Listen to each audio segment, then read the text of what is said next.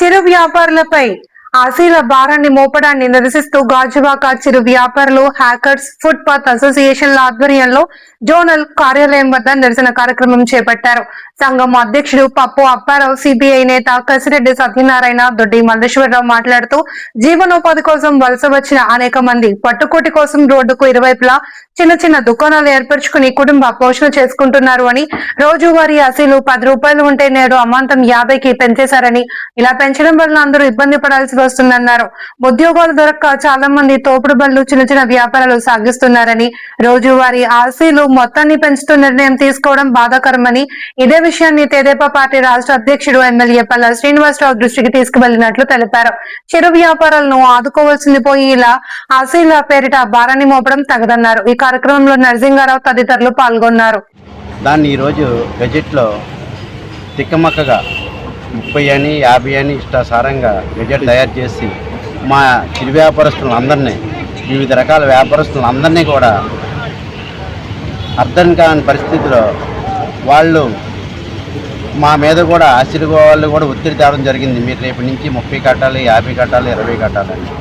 దీనికి మేము చాలా ఒత్తిడికి లోనై అంతంతగా ఉన్న వ్యాపారాలు కూడా సాగని పరిస్థితిలో ఇటువంటి ప్రభుత్వ వారు ఈ గెజెట్ ఇచ్చి ఇటువంటి పనులు పెంచడం శ్రేయస్కరం కాదు. మమ్మల్ని ఆదుకోమని గవర్నమెంట్ వారిని, ప్రజాప్రతినిధులని, జెర్సీ గారికి అంటే అనేక మంది అనేక రకరకాల వ్యాపారాలు సాగుతాయి. సిరి వ్యాపారస్తులు అంటే ఫాస్ట్ ఫుడ్ ఉంటుంది, బట్టల వ్యాపారస్తులు ఉంటారు, రెడీమేడ్ ఉంటుంది, తర్వాత ఫ్రూట్స్ ఉంటుంది. ఇవన్నీ కూడా గాజువాక రోడ్డు మార్జిన్లో వ్యాపారం చేసుకుంటూ ఉన్నాము. కానీ అప్పటి నుంచి కూడా మేము ఆశీలు దప్పదపాలు కట్టుకుంటూనే వస్తున్నాము. ఈ మధ్యకాలంలో గత సంవత్సరం సుమారు 5 రూపాయలు ఉంటే ఒకేసారి 10 రూపాయలు పెంచడం జరిగింది. సరే, 10 రూపాయలు కట్టడం కూడా మాకు బాధాకరంగా ఉంది.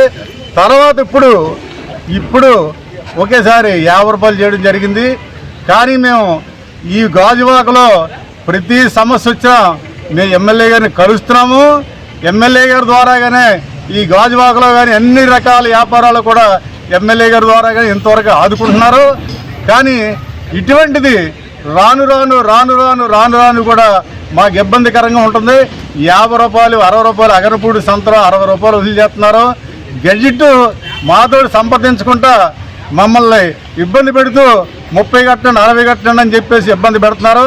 మేము ఎట్టి పరిస్థితుల్లో కూడా మేము 10 రూపాయలే మేము కట్టగలము. ఎందుకంటే లా అండ్ ఆర్డర్ కానీ ట్రాఫిక్ కానీ వీళ్ళు కూడా కేసులు రాస్తున్నారు. ట్రాఫిక్ సిఐ గారు కూడా 5,000 రాశారు బండికి ఈ మధ్యకాలంలో 5,000. కానీ వాళ్ళు బ్రతకాలంటే ఎక్కడో దిక్కని జీవనోపాధి కల్పించారనుకో మన ఆశీలు కట్టడానికి ఏ ఇబ్బంది లేదు. ఆశీలు కంపల్సరీ కడతారు, అందులో సందేహం లేదు. కానీ ఒక పక్కన ఆశీలు కట్టుకుంటూ ఓ పక్కన మున్సిపాలిటీ వాళ్ళు వస్తున్నారు, అదే పక్కన ట్రాఫిక్ వారు వస్తున్నారు, ల్యాండ్ ఆర్డర్ వాళ్ళు వస్తున్నారు. వీళ్ళందరూ కలిపి ఒకేసారి దాడి చేస్తున్నారు. మాకు పక్కాగా ఏదైనా కదపకుండా పక్కాగా మీరు వ్యాపారం చేసుకోండి అంటే మీ కట్టా కూడా ఆస్కారం ఉంటుంది. మేము దయచేసి ఇక్కడున్న ఎమ్మెల్యే గారికి కూడా మేము అనేక సందర్భాల్లో అనేక కేసుల మీద కూడా మేము వెళ్ళడం జరిగింది. ఆయన కూడా చెప్పడం జరిగింది, ఎట్టి పరిస్థితిలో వాళ్ళ కాళ్ళ మీద వాళ్ళు బ్రతుకుతున్నారు, వాళ్ళు మీరేమీ టచ్ చేయొద్దు, ఎక్కడో దూరంగా ఇస్తానన్నా మీరు ఏదైనా గాజువాక పరిధిలోనే దగ్గరలోనే ఇవ్వాలని చెప్పేసి ఆయన ఎన్నోసార్లు చెప్పారు. ఈరోజు కూడా ఆయన అదే మాట మీద కట్టుబడి ఉన్నారు. మేము కూడా ఎమ్మెల్యే గారు చెప్పిన మాటకి మేము చూసా తప్పకుండా మేము ఇన్నాళ్ళు కూడా మేము ప్రభుత్వం. కానీ ఇప్పుడు కమిషనర్ గారికి మేము లెటర్ ఇద్దారని చెప్పేసి వచ్చాము. సార్ లేరు, 2 రోజుల్లో జాయింట్ మీటింగ్ వేసి దాన్ని సాల్వ్ చేస్తున్నారు. అప్పుడు తదుపరి మేము ఎమ్మెల్యే గారిని కూడా కలుస్తాం. ఇప్పుడు ఎమ్మెల్యే గారి ఆఫీసులో కూడా మీటింగ్ అవుతుందన్నారు నిర్వాసుల మీద.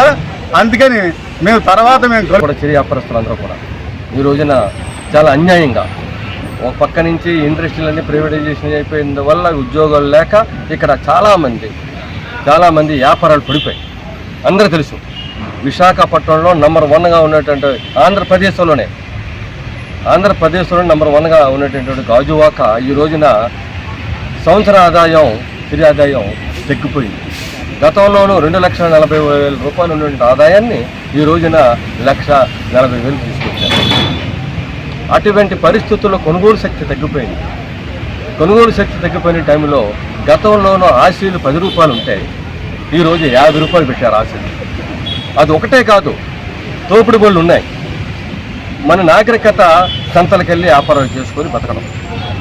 ఆ నాగరికతలో ఇక్కడికిక్కడే అగనపూడిలో సంత అవుతే, స్టీల్ ప్లాంట్లో సంత అవుతే, గాజువాక నుంచే మళ్ళీ వేరే జోన్కి వెళ్ళిపోతారు. ఎందుకంటే జోన్లు పరిపాలన విభాగంలో జోన్లు చాలా దగ్గరికి అవ్వాలని అగనపూడి జోను, గాజువాక జోన్ తయారు చేస్తారు. ఈ సంతలకి పక్కనే వెళ్తే ఇక్కడ ఆస్తులు కట్టాలి 50 రూపాయలు, మళ్ళీ అక్కడే కట్టాలి. రెండు దఫాల ఆస్తులు కట్టవలసి వస్తుంది. అంటే ఇక్కడ ఎక్కడ కూడా టీ వ్యాపారస్తులు వాడు రోజు బతుకు దొరికేటటువంటిది రోజువారు అమ్ముతే ఉదయం 8 గంటలు, తెల్లవారు 6 గంటలు బయలుదేరితే రాత్రి 8 గంటలకు వస్తే వాడు రోజుకు 1000 రూపాయలు రావట్లే. తాపి పనికి వెళ్ళిపోతే 1000 రూపాయలు వస్తుంది. అంటే పిల్లలు పోషించుకోగలిగే శక్తి ఈ రోజులు గాజువాకలో తగ్గిపోయే పరిస్థితి ఉన్నప్పుడు ఇటువంటి ఆశలు పెంచడం సామాన్యుల మీద మంచి సాంప్రదాయం కాదు. అందుకని ఇప్పుడు కమిషనర్ గారిని కలిసి వచ్చాం. కమిషనర్ గారు కూడా ఉదయం నాతో ఫోన్లో మాట్లాడడం జరిగింది. ఆయన ఇవాళ కమిషనర్ గారితో టౌన్లో కమిషనర్ గారితో మాట్లాడే పని ఉందండి, వెళ్తున్నాను జోనల్ కమిషనర్ గారు చెప్పారు. ఇక్కడ సూపరింటెండెంట్ గారికి ఇమ్మన్నారు, ప్రసన్న కుమార్ గారికి సూపరింటెండెంట్ గారికి మా రిప్రజెంటేషన్ ఇచ్చాం. 2 రోజుల్లో అటు ఆశలు వాళ్ళని మమ్మల్ని కూర్చోపెట్టి నెగోషియేషన్ చేస్తానన్నారు. ఇది కూడా మంచి సాంప్రదాయం కాదు. ఎందుకంటే ఆశలు ఎప్పుడైతే గజెట్ తయారు చేస్తున్నారో, ఎప్పుడైతే ఆశలు పెట్టారో అప్పుడే అందరు వ్యాపారస్తులను పిలిచి ఇక్కడ జాయింట్ మీటింగ్ పెట్టేవారు. ఆ సాంప్రదాయం ఇక్కడ ఉంది గాజువాకలో. అటువంటిది ఇప్పుడు ఎవరితో సంప్రదించకుండా ఏకగ్రంగా ఇటువంటి నిర్ణయాలు చేయడానికి మేము అందరం కూడా వ్యతిరేకిస్తున్నాం. ఇది కానీ 2 రోజుల్లో కానీ